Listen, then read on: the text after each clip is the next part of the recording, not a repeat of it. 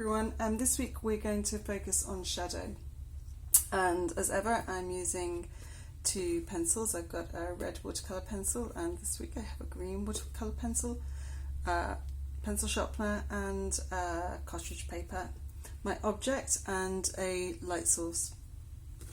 So when we're drawing shadows or objects with shadows, we have to consider not just the object but the shadow itself and where it fits on the page, because it's part of the composition, so we have to give it space. Okay, so as ever we spend some time just looking. You can half close your eyes to take in the overall shape of object and shadow. Okay, and you can just see how far you have to travel to fit both shapes on the paper, because that's all they are. If you just think of them as shapes and not as separate entities, then it becomes much easier to think about your composition. Okay, so I'm just going to roughly put this shape in here because I'm looking at the direction of travel of the shadow coming from the light source. Okay, and then I'm just going to start to mimic my primary shape. I'm just going to roughly place it. Okay, and I'm being quite fluid and loose with it, and I want to sort of like travel in to find that central handle, and you can even line up and see where the angle of it is. So it's actually coming towards me, so we've got a little bit of foreshortening going on, but I want to sort of travel towards it, use its main central line, see where the end of it is in relation to the outer line of my object, use the shadow that's being cast along it to draw it down, and meet that down the middle. And actually I can see where some little bit of shadow being cast by that is being cast down, and this direction as well. So it fans out the shadow coming down there. It's coming out slightly. I can exaggerate a little bit,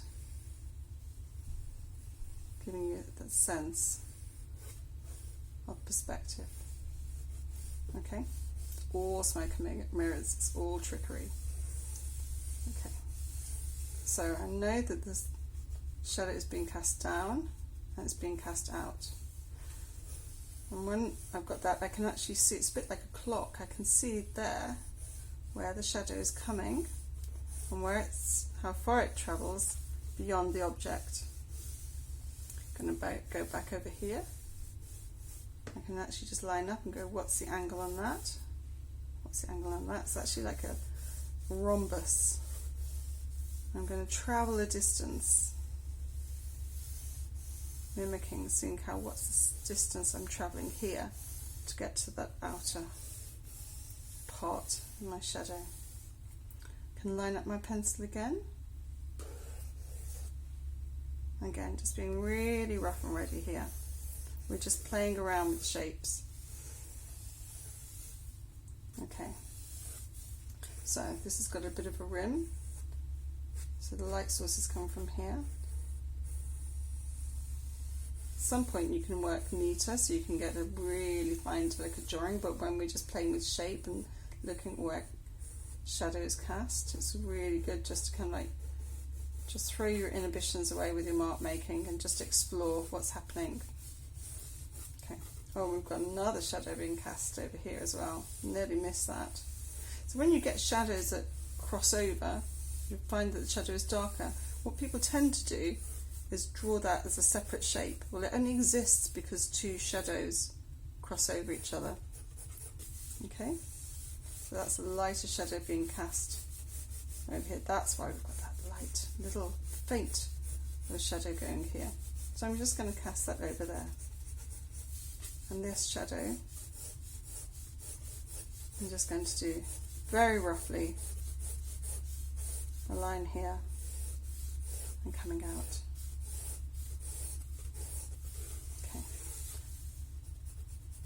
bit dark there. Right, I'm going to use my darker pencil now. I'm actually going to start with this central area.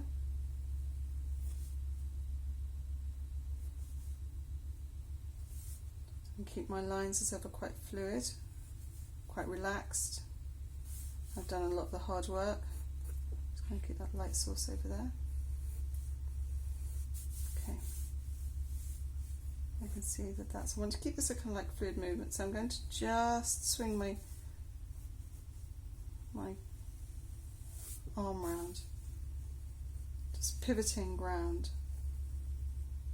So it's not moving too much. And then I'll come around to me. I'm not going to do it in one whole circle, but I'm just going to just come around to meet and swing back round again. If I'm lucky, I'll meet. Not quite.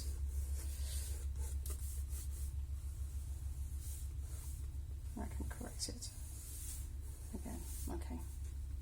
And I can see I've got a bit of a rim at the end of it. It's very fine. I just want to tell you it's there by just drawing the line in. And I'm just seeing where it goes in relation to this shadow down here. Okay. Of course, you can take a lot more time. So this has got a like slight bend. So when you draw lines and follow the contours, you can actually observe what's actually happening. So this slightly goes over and then down. So I'm going that direction, and then I'm going to change direction a little bit. So if you work in a linear motion like this initially, it's very useful. And also the shadow is being cast down here. So I'm just going to let my pencil just move up and down. There's a bit of shadow here. And this is going down. So for the sake of this exercise, I'm just going to do it going down like that. Fanning out here.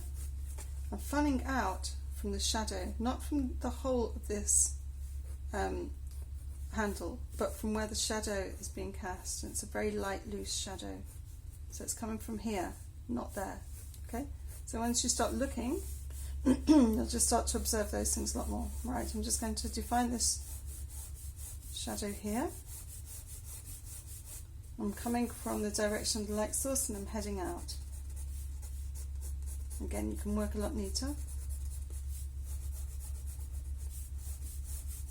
I'm just doing it very, very rough. Okay. And then, once again, coming from the light source and fanning out.